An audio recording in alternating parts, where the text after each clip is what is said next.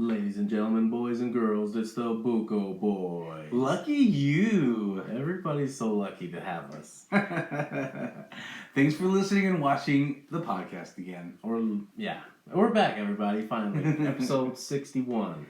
So we're back. Just when we think things are getting back to normal, they get worse again. Oh, gosh.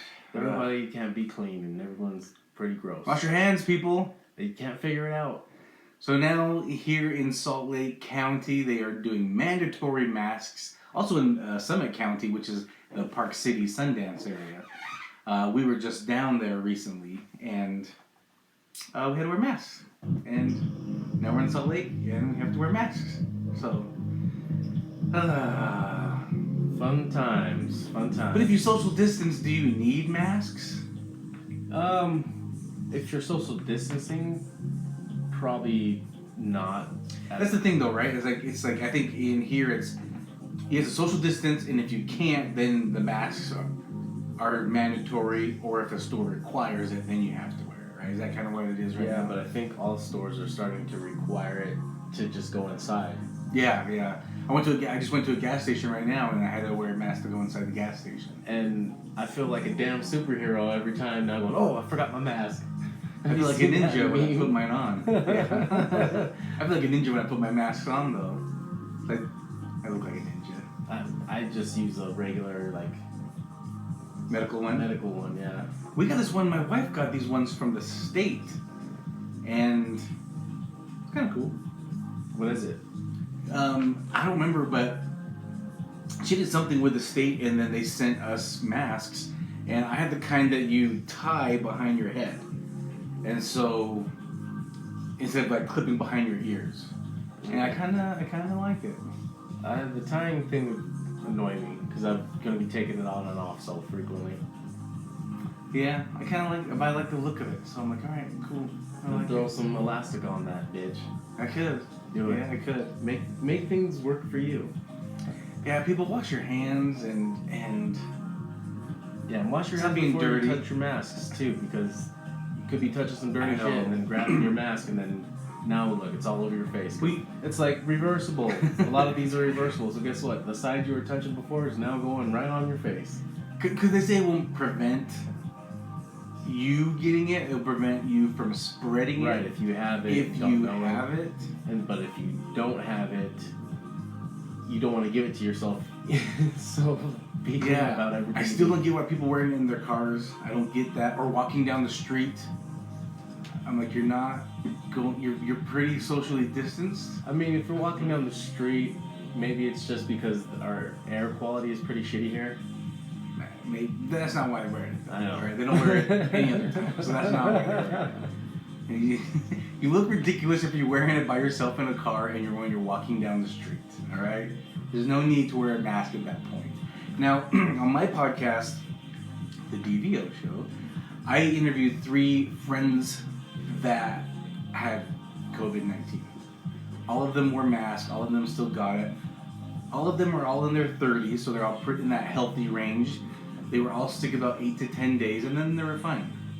Then there's the rumors that now you have the antibodies and you won't get it again. Then you hear that you can still get it. So there's so much that's unknown with this still. And, I don't know what the right answer is. I'm just over it. Yeah. All I know is I think I'm immune to pretty much everything. Yeah, I mean, I don't even get sick. I rarely get sick. No, I would seriously be around the flu when my ex-wife she always was sick. Always had something. And I'd be around her all the time, and I never caught anything. I think even my daughter, whenever she got anything, I would be around her. Yeah, I think my wife did get coronavirus because she got really sick, couldn't taste, couldn't smell, still doesn't taste or smell very much, and that was months ago. I mean, she's pure fine now. I mean, she went through episodes of getting chills. Maybe she had the flu. I don't know, but I didn't get anything during that time when she was really sick. So I wish though people would really stop panicking about it. And I posted on my social media today, we need to focus more on building a stronger immune system. So has this reached the amount of deaths that the flu kills yet? No. So, if this hasn't reached the limit that the flu kills, and we have a vaccine for the flu, why aren't we doing this stuff on a regular basis of being clean already? Like, why hasn't this been in play for a long time about making people be clean already? Because I mean, this is something that isn't even as bad as something that we already have a vaccine for, and we're not even doing any of these measures for it to prevent any of that. We were just like, I've had a flu shot. Instead of hating races, we should hate viruses. Viruses. By washing hands and eliminate all and viruses. not kissing strangers. Okay. No Frenching. And so French, but viruses. Yeah, but you know what? Like, am I annoyed by masks? Yes. Do I think I need to wear a mask? No, I don't think I need to wear a mask. I know, like, how to keep my distance from people. I'll do that. I mean, I've been keeping my respect towards other people and keeping my distance and, like, not talking towards strangers, so I'm not, like, spraying anything in their direction. I'm a germaphobe, so I've been ready for the social distancing. Well, yeah, I've been, like, please don't my shake. hands. Please don't shake my hand.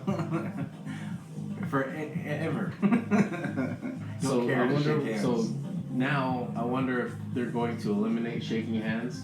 I know amongst friends, I don't think that'll get eliminated amongst friends. Their friends are always like hugging and bond. Yeah, it's that bond. But when it comes to strangers or like acquaintances running into each other, elbow bump. Yeah, elbow bump, fist pump, or Wakanda. Or bow to the sensei. That's a good one. No one does that. I'm gonna do the bow to the sensei. I'm gonna start something new. You know what no one does that I could start? What? Side to side head nod, like this. Side to side. Like ear to elbow, other ear to other, or no, shoulder. Shoulder. Like nobody does well, that's that. kind of what they do in India, right? Oh, do they do that? In India, they just do one. Do their bobblehead, this little thing. How's it going? Hello there. Yes, welcome. that's my. So, there you go. That's the new one. Or the nod up, right? Like, what up, G? So hopefully, or maybe you can side kick each other's shoes. Oh, kick butt. Not kick butt. Just slap each other's sides of your feet together. Hey, everybody. Kick. Yeah, just kicking the sides of each other's feet. Well, me and my wife went to a comedy show recently. Even with all the COVID stuff, you know, they had their rules in place, so they didn't do full capacity. I think they opened up at a 60% capacity. Every other table was open, and they kind of staggered it, right? All the waiters and waitresses, all the staff had to wear masks. And when you came in, they did a temperature check. So they just kind of scanned your forehead and got a temperature check to make sure you weren't, you know, having any fever-like or flu-like symptoms, temperature-wise, and it was hilarious. We had a good time. They had a limited menu, but we had a good time. The comedian that we saw was Tom Papa. I've been a big fan of his for many years, so I was super excited. Some of his clips that were pretty funny. He's hilarious. I think he's hilarious, and he's good friends with like Joe Rogan and Bert Kreischer, and Tom Segura, and Fortune Feimster. So good friends with all these people, and he's hilarious, and we just laughed. And he made a good point. He just said, "Hey, we're doing the right things, and I'm not a doctor, but if I was wearing a white, wardrobe, you'd believe me if I tell you this, but you'll be fine." He's like, "That's what we need. No one knows. No one knows. All we need is somebody. It could be an actor that just walks out with a white like a white robe, whatever the doctors wear, and just says with a clipboard and just gives us information. We'll all believe it because that's what we want to do."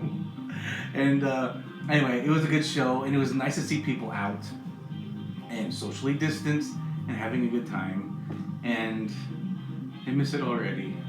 I've been going fishing when I can. Social distancing out in the wilderness. Right in the middle of the lake. Oh yeah, my kayak. I've been loving my kayak. Good for you. That's been the best purchase ever. Good for you. The most expensive kind of kayak you can get, but they're the best. So a couple of things we want to talk about today. There's a couple of just little odd little things, but then we want to share a story with you of Travis Walton, and it's the Fire in the Sky story. So we'll get to that at the end. But first of all, I want to talk to you and to think what you think, brother, of this new ChocoChallenge 2.0. I hate it already. So if you guys remember, we did the ChocoChallenge last summer. And what that was is you bought a $20 chocolate bar. It was a $20 stomach incinerator. It was great. It was like, do you want to hurt for hours? Buy this box. The proceeds went to prostate cancer research. They raised a ton of money for it. And if you recorded yourself eating it and you posted on your social media, you were entered into a drawing to win a year's supply of hot sauce from Fuego Box. And Fuego Box again is doing the ChocoChallenge 2.0. This time it's a little different. I'm going to pull up the website now. And what it is, so last year they were donating to prostate cancer research. This year, kind of with the same theme we were talking about with the All-In Challenge, but now it's going to be towards Feeding America. They're going to give meals towards Feeding America to help people that need meals. So every time someone buys one of these chocolate bars, 50 meals are then donated. That's a ton. That's good. That's yeah, awesome. That's great. This is now, because it's the 2.0, it's the world's spiciest white chocolate bar. So the one we did was a milk chocolate bar with that was it dark chocolate? Oh, I don't remember actually. Who knows? It just tasted like heat.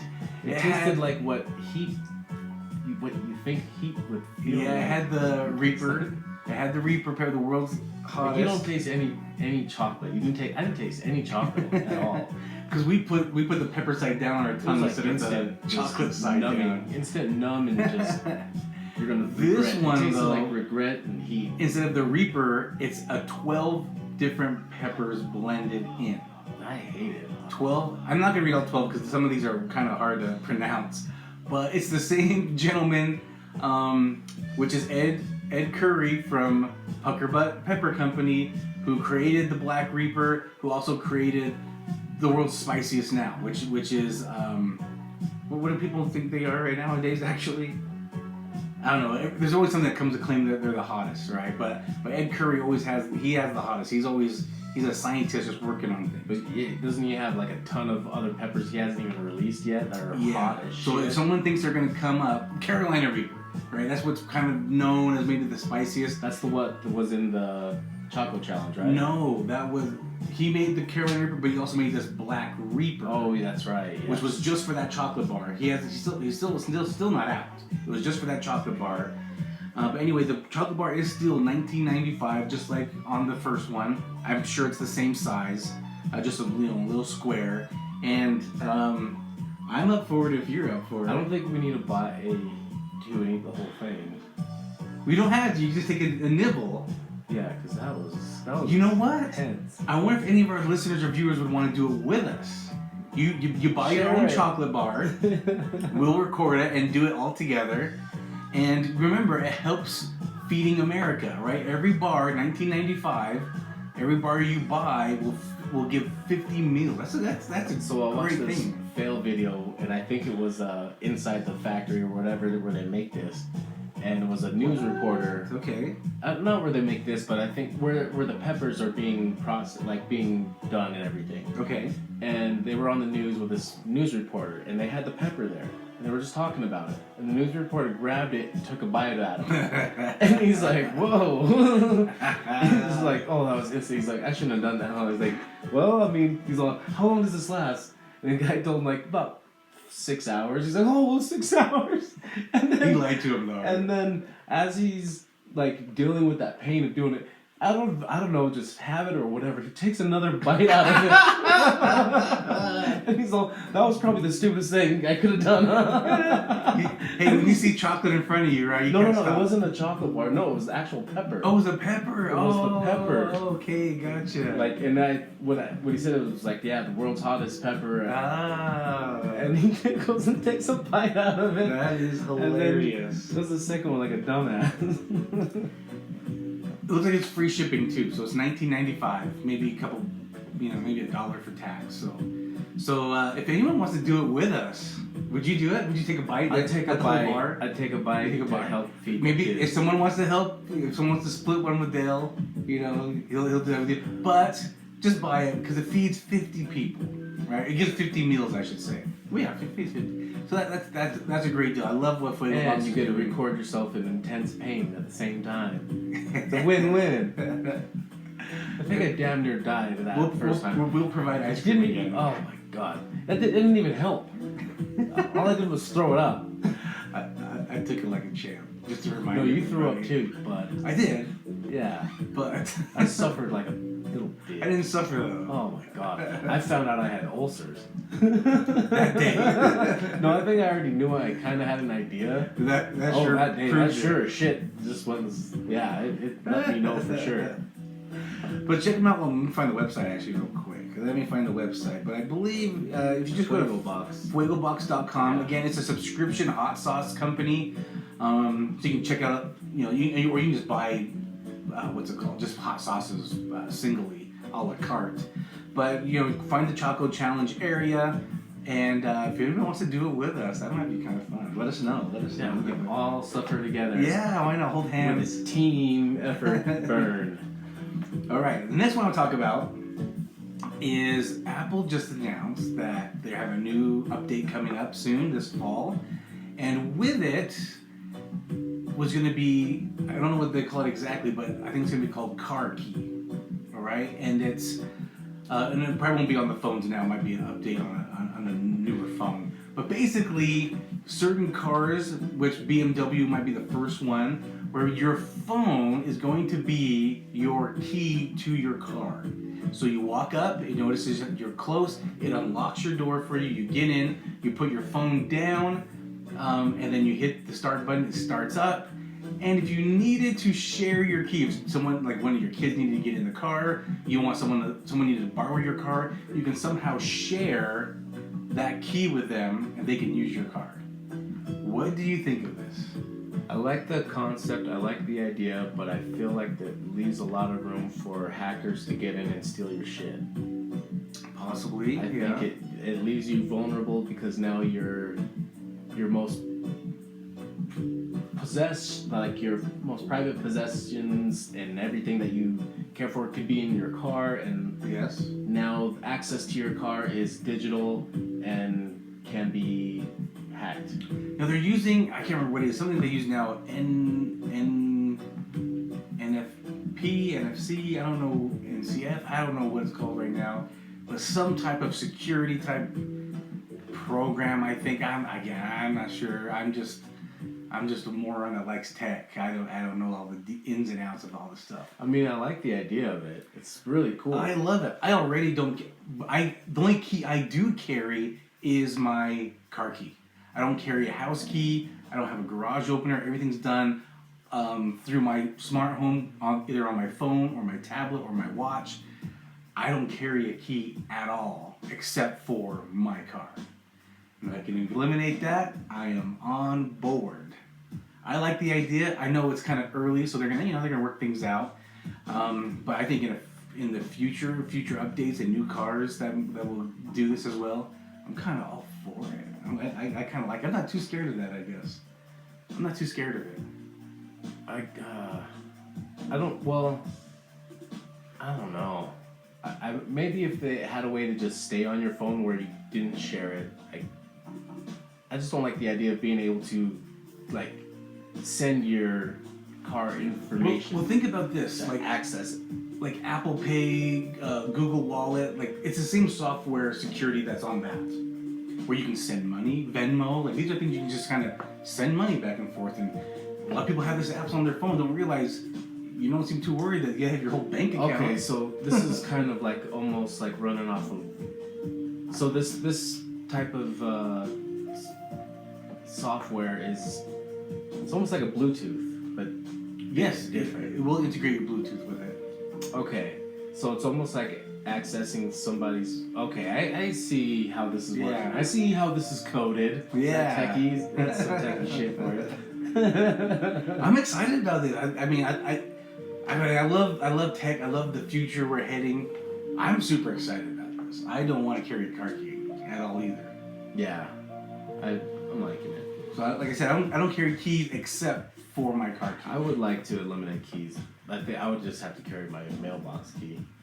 I don't carry that. I just leave it in the house and I have to go grab the mail. I need to grab the mail. I like to do it when I drive in my place. I get it. So I thought that was kind of cool. I don't know when that will roll out with it. I mean, honestly, I think it'll be before you see it with other car companies and a lot more variety. I think probably 3-4 years before you see it.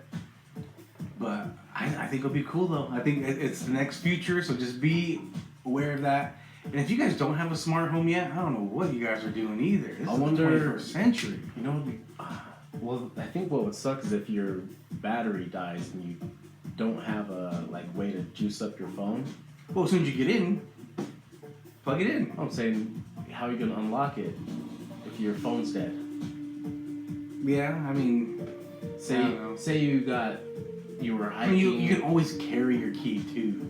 You know, maybe leave it in your pocket or leave it in your purse. I mean, obviously, I have a watch and a tablet. I mean, if all three of my things die, the chance of that is so slim. I always carry those things with me. I do need to upgrade my watch though. And like I said, you can actually transfer that. So if you're with somebody and your phone's about to die, it's like, hey, I'm gonna share with you the key so you can open up my car when we get to my car. But then I'll charge it when I get in and use mine. That's right. So, see, they're thinking of it. I think it's cool. I think that's just one of the next steps in our tech world. I like it. So there's a new electric truck company that's coming out called Nikola. Okay, all right. And they just who's doing it? Do you know the owner? No, I don't know who the owner is. I know he mentioned something about he gave nods to Tesla, the company Tesla, and but also said that something about being a competitor, and then Tesla was like, "Go ahead and try, bud." Something like something that was like, "Don't stand a chance." Yeah. Anyways, their electric truck that they just put out called the Badger looks pretty dope. Oh, interesting. It looks like a truck. It looks like a badass truck. It's pretty sick. It looks like a Toyota Tacoma, but souped up, really dope, like futuristic with lights all over it. All right. It's pretty sick. Interesting. That'll be interesting. So I just saw that. I'm pretty interested in that, but I don't think they're gonna even release their concept until the end of this year. Okay. But I'm just gonna wait for these trucks to come out for a couple of years before I buy one. Well, let's get into our next topic and our last topic. Sure. We're going to talk about Mr. Travis Walton, who the movie was based on for Fire in the Sky, which was released in 1993. Which is actually, I just watched the movie. You'd watched it a long time ago. I had just watched it. Great cast, by the way. This was a great cast.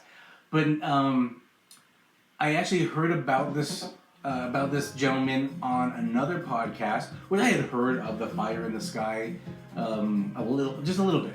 I didn't know much about it, and so I listened to his interview, and which prompted me to watch the movie, which I did. And for me, and maybe you guys have seen the movie, and we'll talk about the story in a second. But in the movie, I felt it just more talked. So real quick. It was Travis Walton and 6, we'll just call them co-workers. Okay, one was one of his best friends, but there was 5 other gentlemen in the movie. So there were 7 total. In the movie, they just showed 6, which makes sense because they're in a truck, right? So 3 in the front, 3 in the back. It just kind of visually just makes more sense. So that makes more sense. But there's a total of 7 gentlemen, and he gets abducted. Well, all right. So we'll get into the whole story. But he gets abducted, and so. In the movie, though, I felt like all they really talked about was them interrogating the other gentlemen about who killed him. I kind of felt like the movie was around that, and I wanted more of what happened during this abduction. That's what I'm more interested in. They were showing bits and pieces. Very small, though. I bet if you look at that movie, probably total bits and pieces of the abduction was probably less than 10 minutes of the whole movie, I bet. Yeah. I want to see more. Like, I want to know the whole story. I don't care about these guys being, quote unquote, on trial or interrogated by the police. I want to know what happened during this abduction. So we'll talk about the whole story here, but I just want to give you a little premise of it. Anyway, do you want to kind of start off with anything about what happened? What happened that night? Well, so it's been a while since I've seen the movie, but so they just get off work, right? Yeah. So they're lumberjack. Basically, it's easy to say they're lumberjack. They're contracted by companies to go out and just take down trees, probably for development, I'm assuming. Right. So it's dark. The sun's going down or something. Yeah, they were behind, so they were working the late shifts. And so the sun was getting dusk. So later than dusk. This bright light, like coming from behind these trees, right? Like coming almost like if there was a fire in the sky. Like a fire in the sky. Yeah, this was like an orangish, reddish kind of a tint. And so they drove towards it. Didn't they were driving towards it, trying to like catch up to it to see what it was. Yeah, in the movie, and this was nice. This interview I watched, he kind of talked about the differences. Obviously, they took his story and Hollywooded it up a little bit. Always.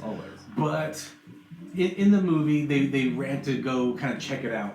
Reality was there had been some storms earlier, and because they're in the forest, a lot of random trees were catching on fire from lightning.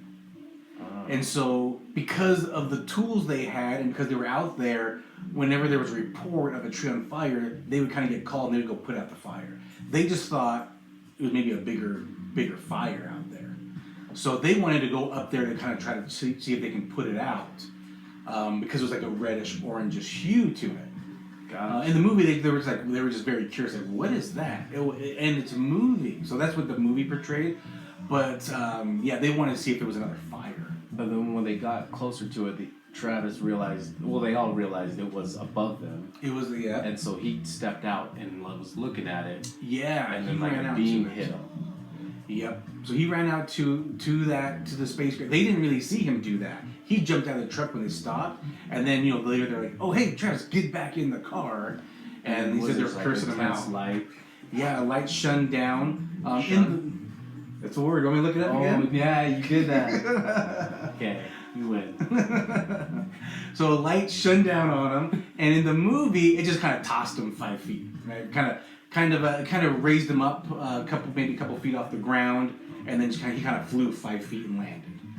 Reality was he got thrown against, I believe, a rock or a tree, and they said it looked like the way his body dropped, like he had no bones in his body, like he just was like a sack of potatoes. Ugh. Yeah, and so they thought he was dead. They panicked. They took off. They thought he was dead. So they just took off, and then they were like, "No, we got to go back for him." In the movie, just his skin falling off. Yeah. In the movie, it just showed kind of the owner of the company or the manager of this lumberjack company, which was also his best friend. It showed in the movie that just he went back and the others just kind of got out of the truck and waited. Reality was all 6 of the other gentlemen went back. They all went back together. And he wasn't there. He wasn't there at all. And so they went back into town and called the police. And they started accusing them of killing him. Yeah, and burying him out. Because one of them got into a fight with him. Right. So... in the movie, it just showed that they maybe just didn't really get along. Maybe they didn't like each other in the movie. But the reality was, him and one other gentleman, they got into a fight over a girl. They got into a fight over a girl. And so, he was kind of almost like the prime suspect. Now, in the movie, they kind of made him seem like some badass with kind of a chip on his shoulder. But they just got into a fight. And so... when he got questioned, did you want anything bad to happen to him? Yeah, because they just got in a fight. He just took the girl, right? So he's not happy with him. So he didn't really like the questions he was being asked during the interrogations. But these gentlemen were being interrogated, and they took... for days. Yeah. And they were doing search parties. Tests. Yeah, they had search parties going out, and... a couple days have gone by. They still haven't found the body, and they really think one of these guys did it. They just don't know who's lying, and they passed the polygraph test. All of them passed. All of them passed the polygraph test. So they were really struggling with what to do. However, 5 days later, after the disappearance of Travis Walton, look who shows up. Calls from a payphone and says, "I'm naked. Someone come get me." Yeah, he's butt ass naked. Goosebumps. And they go pick him up, and he's alive, and he's malnourished. He said he has. Now, Travis said he thought he was only gone for a day. It was his brother that he called, and his brother came to pick him up. In the movie, it showed, his friend and his brother, but it was just his brother that came and got him. And he goes, "No, Travis, feel your face. You've got a 5-day beard going on." He thought he was gone for a day only, and he was gone for 5 days. Right, crazy. And those aliens were just kind of like said, "F you, man, get out of here." They just kind of kicked him out. And in the movie, he comes back and he has a little bit of PTSD from the experience, and he just kind of snaps out of it. And then it shows him, he's married with a couple kids, and that's the end of the movie. And from his PTSD, it shows a couple flashbacks, and that's it. That's why I said it's like probably less than 10 minutes of the whole movie shows his encounter. I want a 2-hour movie of his encounter. You got a book about it. He's got a book about it, yes. So I watched this interview, and I don't know if you watched any of the interview, if you read the book, or if you want to share any of the story from the abduction. I shook hands with him. You met Mr. I Travis met Walton. Travis Walton. We're going to post that picture on our social media. And when I met him, I was like, more like fire in your crotch. He's a ginge. No, I didn't say that. So, do you know have you heard any of the abduction story? Do you want to tell any of it? You know what? It's been so long since I talked to him. I mean, I just watched it. I can go over and you can kind of chime in with anything if you want. Okay, yeah, go ahead. So, he's knocked out, okay, from being crushed against I can't remember if he said a tree or a rock. So he's out. He wakes up and he's on a metal slab. He said it didn't have 4, they had 1 leg in the middle, and he was just on top there. And he woke up, and there are these aliens around him. And they were wearing like a blue coveralls. In the movie, it made it look like they had like these like suits, like these gray body-hugging suits. But he said they were just wearing like these blue coveralls. Or orange. I can't remember if he said blue or orange coveralls. Oh, I'm sorry, yeah. It was like an orange-brownish, he said. Orange-brownish coveralls.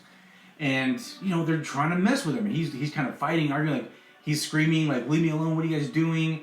And then what happened was... He got fingered. He probably did. A gentleman walks in that looks human.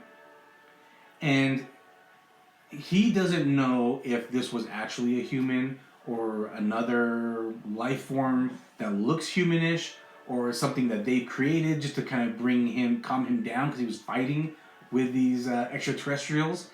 So this gentleman walks in and he's wearing blue coveralls and a helmet, almost like a fishbowl like helmet. But he said the back was kind of either frosted or fogged up in the back. He had kind of like longish hair a little bit. And he kind of came in and was like walking him out. So he was like, "Yeah, let's go." He's like, "Where am I?" He said he had a hard time like walking and standing. So he was trying to keep up, but he was also, drilling this guy. "Where are we? Like, where are we at? What's going on?" And the guy's not answering him. He brings him into another area, which Travis believes was probably either another spaceship or another building that they entered, and then he brought him to another area, and they kind of held him down to that table, and there was other human-looking people in that room. A few men and a few female, and he even said he's like, "Yeah, the female one was actually kind of somewhat attractive," and he doesn't know if that was just a trick they were doing, but obviously they in this interview he didn't give much detail of what he thought was happening to him or what, but like I said, when he was released, he kind of woke up and he was out again, out kind of where they were. I don't remember exactly. I remember he said he kept fighting with them. Yeah, he kept fighting with them. That's why he thinks they use these human-like people to maybe help calm him down, but then they still held him down. Probably also why they kicked him out. Yeah, maybe. And he wakes up and he thinks it's just then that same day he thought he's been. He probably hasn't slept.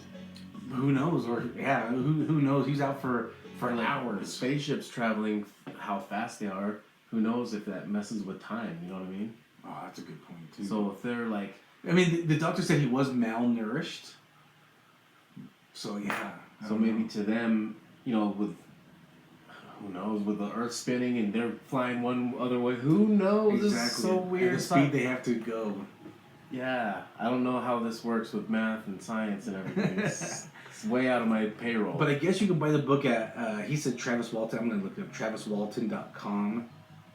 And I'm kind of curious. He was cool though. He was real friendly. He was like down to really talk to you and get personal, spend time talking with you. Oh, that's cool. So I guess the book is called Fire in the Sky, and this happened in 1975. And at that time, talking about aliens was just like, you might as well be locked up in a loony bin. 1975, talking about being abducted by aliens. But you can't explain that 6 other men passed a polygraph test. Even when Travis Walton came out, he passed it too. Yeah, exactly. He's hiding up in the mountains for 5 days, starving himself for this story. I think they did a special on them not too long ago, and they did a polygraph test again. Now, I know on the show Fact or Fake with Ben Hansen a few years ago, they talked about this, and they went to the site. And one thing that was interesting was that the trees where this abduction happened, the trees that were around the area, they were at this time they were like 85 years old, and then within 15 years they had doubled in size, which is just unheard of in the tree world. Radiation. No, they think they found a lot of radiation there. Oh yeah, residual. There was a lot of residual radiation because a lot of UFO research people went out because when you hear these guys talking about it, a lot of people headed out there to Snowflake, Arizona, and to go check it out. Now, going back to the lightning striking the trees, I guess there is something that forms when lightning strikes, some type of mineral or something which is kind of maybe abundant in that area, and they wonder if these aliens were looking for that. So that's another powers a spaceship. We have all these natural resources that we could power our own spaceships. We got it right here. We just gotta do it. Why are we doing this? Damn it! God, scientists. So it's out of my payroll. Look at the true story of Travis. So I guess on his website he even talks about a documentary. TravisWaltonTheMovie.com. Now I'm gonna go to that website, and now I'm curious what that website shows. I met some cool people the day I met him, though. I met Josh Gates and John Zaffis. Yeah, those guys are Dave Schrader. Cool. If any of you guys are in the paranormal biz, you know what's up. I'm gonna go to Amazon and check out how much this... Big name drops. Booyakasha. Oh, I was already watching it. Okay, so on Prime, on Amazon Prime, there is one called The True Story of Travis Walton, where they interviewed Travis and a few other of the gentlemen. And I don't know when they did this. Okay, so I was already kind of watching this. So 2016. Okay, so it's fairly this is new. the one where they do the lie detector test on them. Maybe. So you can tell by watching. I've been watching. I'm like a quarter of the way in it. So I just kind of happened to be watching this a little bit on Prime. So check it out. It's called Travis: This True Story of Travis Walton. I remember I saw that. It's on Prime. It's on Prime Video, and so you can watch that and kind of see the interviews to him telling his story. So I'm about a quarter of the way in. I didn't even know.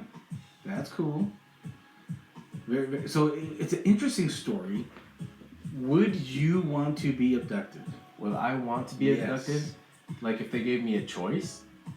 Yeah. Like if they came and said, "Hey, you want to come with us?" Yeah. Hell yeah. Really? I'd be like, dude, how long are we gonna be gone for? They just said you come. I would say, can I come back at the same time? Can you make it to where I don't be late for any appointments?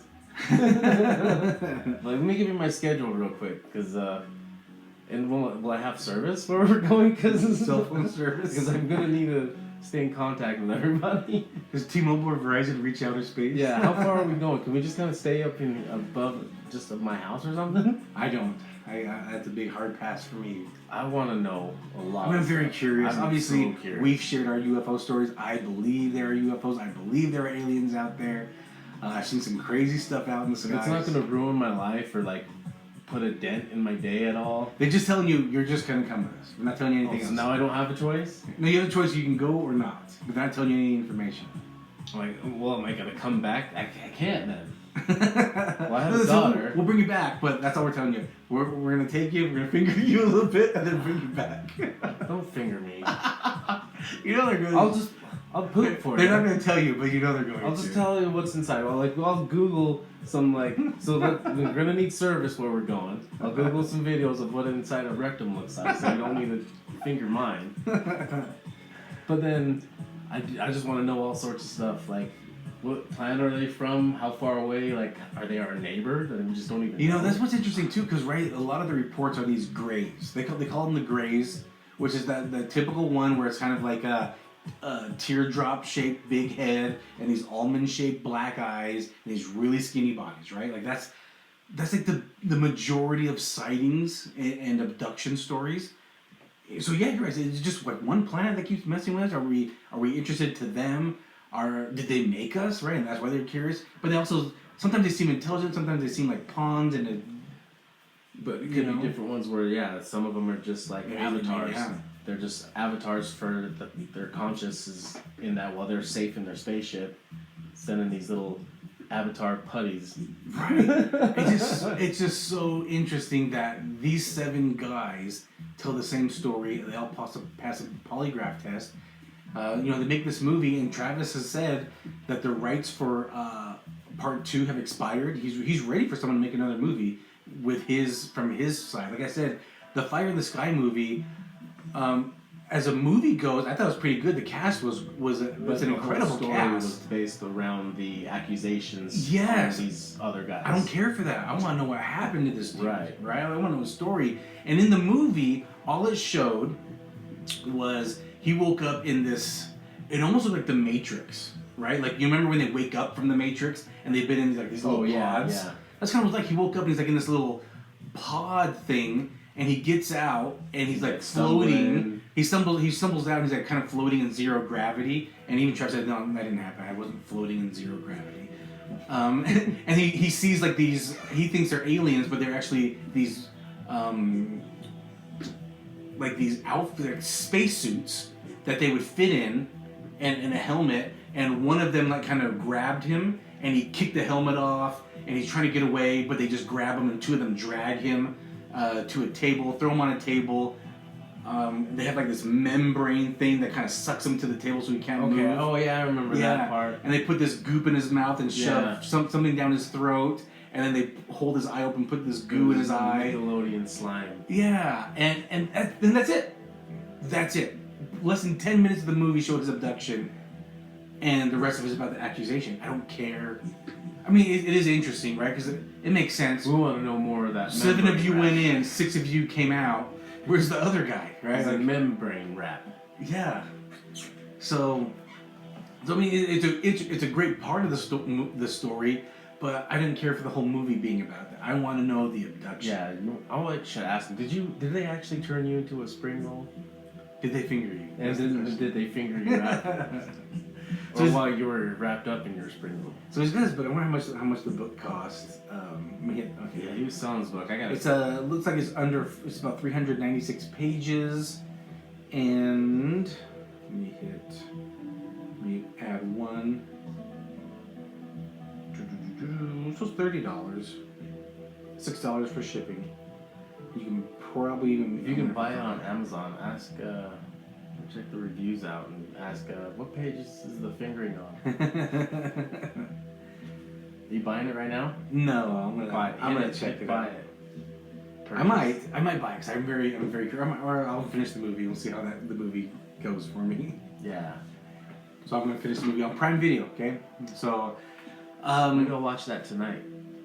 I'll probably work on it as well. I think I've seen it, but I want to see it again. It's been a while. It was 2016, so it's kind of new. Yeah, but I think I seen it right when it came out, but I still don't remember everything about it.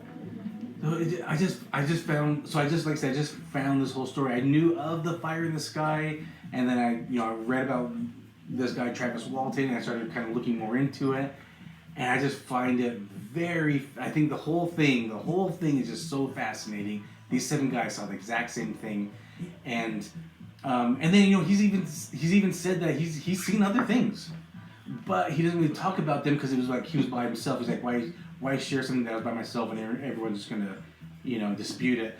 But he said he shared a story of him. He was sitting in the front. His son was driving, and his girlfriend was sitting in the back. And his son said, "Dad, look at that." And they look above, and there was a spaceship above them. And he said that his girlfriend was sitting in the back seat, and she could look up through the rear view, the rear windshield, and she could see like the surface of the ship. And it was a giant ship.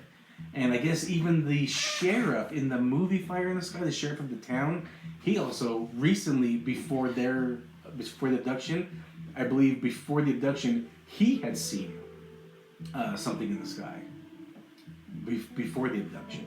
So, oh, really? Yeah. So it's pretty interesting. They say that when someone's been abducted, they continue to watch them. Right. Yeah. I mean, there's a reason why they probably did it.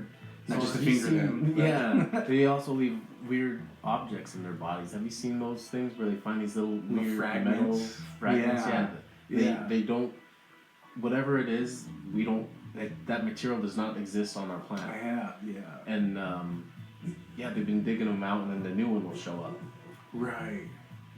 But it's abducted again. Yep, they got you again. Yeah, it's very fascinating. But no, I don't want to be abducted. I don't want to be abducted in that way. You think you're just be buddy with them? Yeah, they're like, hey, come up here. We got some secrets to tell you. It's me, Dale, one half of the Buko Boys. Yeah, If I go get my brother. Yeah, let me call my brother. Can we fly over there? Can we just how fast can we get there? It is crazy, right? The reports are these ships are huge, and they can go slow, and they can hover in place, and they can take off at lightning speed. What questions would you ask an alien? Oh, that's a good one. I think some of the... Would you freak out if one was in my house and was just peeking around? Oh my gosh, I'm getting goosebumps thinking about it. Peek his head around the corner. Oh my gosh. I would chase it. I would invite him in. That's probably the better option than me chasing after it. Get over here, what are you doing? You got that typical American, or typical humans. What is it? Kill it. I don't know. Kill it. I'm not saying kill. I'm just... Chase it and tackle it and beat it down. Well, it just invaded. Subdue it. It crossed the line, right? It entered. It did a little B&E in your house. It just entered uninvited into your home. It doesn't know how we do things here. If they're monitoring us, you would think they would know some things. Well, maybe to break in. I'm not saying I'm gonna start attacking it. I just would be like, I just want to see it before it disappears or something like that. I want to go after it, and but probably. Now we're assuming it speaks English, right? Or some people say it talks telepathically. Yeah, right? They communicate telepathically. They don't. Maybe really it will know my intentions. To be buddy. Yeah, be like, hey, friend. I would obviously ask where are you from? Are we on the same timeline? Are you is it 2020? I'm sure they don't do dates like we do, but is it like that? How is your world? Do you have buildings?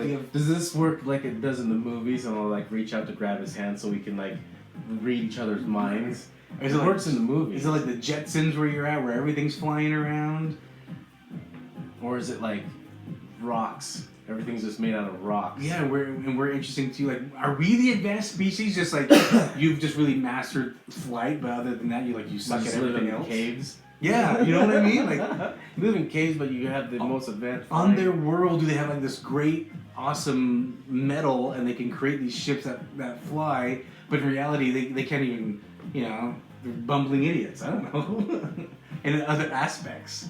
And they're like, these guys, this species, the human species is amazing. They communicate in different languages. But they're very violent. Yeah. What's up with that? That's why they're researching it. Why are they so violent? What they want to do is kill everything that moves. Everything that swims and crawls and walks, they want to kill it and eat it. Yeah, they want to kill it and then see what it tastes like. Yeah, because, they don't wear clothes, so how smart are they? Well, that's why maybe they're just their little avatars. Little putty avatars. Right. So maybe you couldn't even talk to it anyway. We'll talk to it subconsciously because it's I don't know. It's so weird. What would you ask? What would I ask? I mean, okay, what have you seen so far? How long have you been observing us? Yeah. Has evolution been what has been at play here, and was there any intervention from other aliens? How long do your guys' lives last? Yeah, what's your lifespan like? That's an interesting one too. What do you eat? Yeah. Like, how does your body function? Like, let me dissect one of you guys. Let's see how this works. Do you have smartphones? Yeah. How do you guys communicate to, are you really not even here? Are you guys at a desk somewhere else? Like, is this a video game for you guys? Or is it AI? Is it an AI? Right, yeah. Thing. Because whenever that guy on that one ranch was killing them, they're Stardust. Yeah. And then they had their DNA analyzed. It was like chlorophyll and hemoglobin. Right. So plant matter and flesh matter. So interesting. Yeah. Plant-based humanoid creatures. Man. They're so healthy, I bet. Again, I want to know. Why don't you should have ate it? I bet it's so healthy for you. Maybe.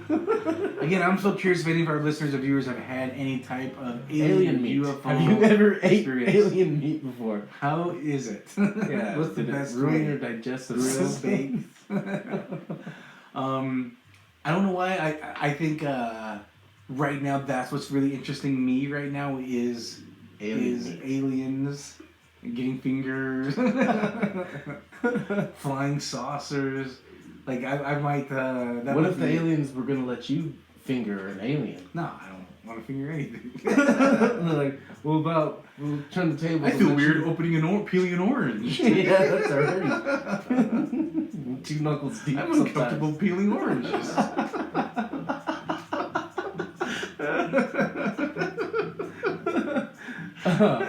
I've done that. I'm imagining that. I'm gonna spend a lot of time this summer, I think, when I get some downtime. And since movie theaters aren't open, I'm gonna just be fingering oranges. I'm gonna be knuckle deep in research on Travis Walton or anything alien. In fact, we should go watch the skies out in Dugway. Dugway. Yes. AKA Area 52. So we could spend the day picking up geodes out there. They got a geode bed. Oh, interesting. And we can go collect geodes, and then when the night falls, we can start watching the sky for weird light movements. But I also heard the best time to observe the sky out there is when they're testing out at the Dugway Proving Grounds. Do they talk about, is that public information when they do Yes, that? you have to. It has to be public when they do testing. Ah. So whenever they do testing, you can look that info up.